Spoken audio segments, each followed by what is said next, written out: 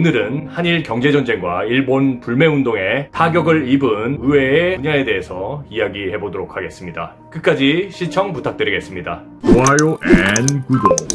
일본 불매운동 열기가 일본 브랜드 담배에까지 번졌습니다. 관세청에 따르면 우리나라가 지난달 필리핀으로부터 수입한 담배는 403톤으로 전달 435톤보다 32톤, 7.3% 감소한 것으로 나타났습니다. 필리핀은 메비우스, 옛 마일드7, 카멜 등을 파는 일본계 담배 회사 JTI의 생산기지가 있는 곳입니다. 국내 담배 시장 점유율 탑4 업체 중 필리핀에 공장을 둔 곳은 JTI 뿐이므로 필리핀에서 수입하는 담배는 사실상 전부 JTI의 생산량이라고 볼 수 있습니다. 7월 필리핀 담배 수입량이 감소한 것은 기존과 반대되는 이례적 흐름으로 업계에서는 일본 상품 불매운동의 파장이라고 합니다. 실제로 지난 2년간 필리핀 담배 수입량은 6월에서 7월로 갈수록 증가했으나 올해만 줄어들었습니다. 또한 JTI 코리아는 예정됐던 전자담배 신제품 출시 행사를 내부 사정을 이유로 돌연 연기한 바 있습니다. 이것도 일본 불매운동의 영향이라고 봅니다. JTI 소매시장 점유율 하락은 이런 해석을 뒷받침합니다. 또한 한일 무역 전쟁으로 한국이 난방 연료 수출을 금지할 경우 일본 소비자들의 겨울 난방비 부담이 크게 증가할 수 있다고 블룸버그 통신이 보도했습니다. 일본, 특히 추운 북부 지역에서는 난로나 온풍기의 연료로 등유를 사용하는데 전체 소비량의 90%가량은 자국 내에서 생산하고 나머지는 대부분 한국에서 수입합니다. 일본이 한국에 의존하고 있는 분야죠.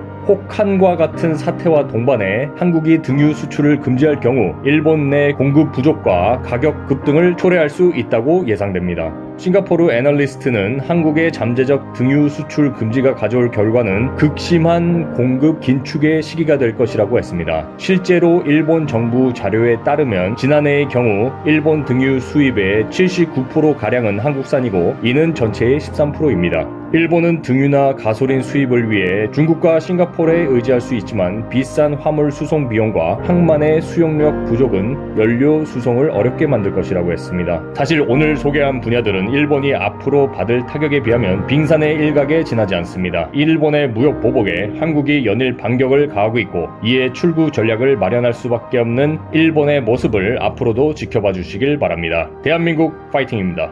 감사합니다. 좋아요 앤 구독.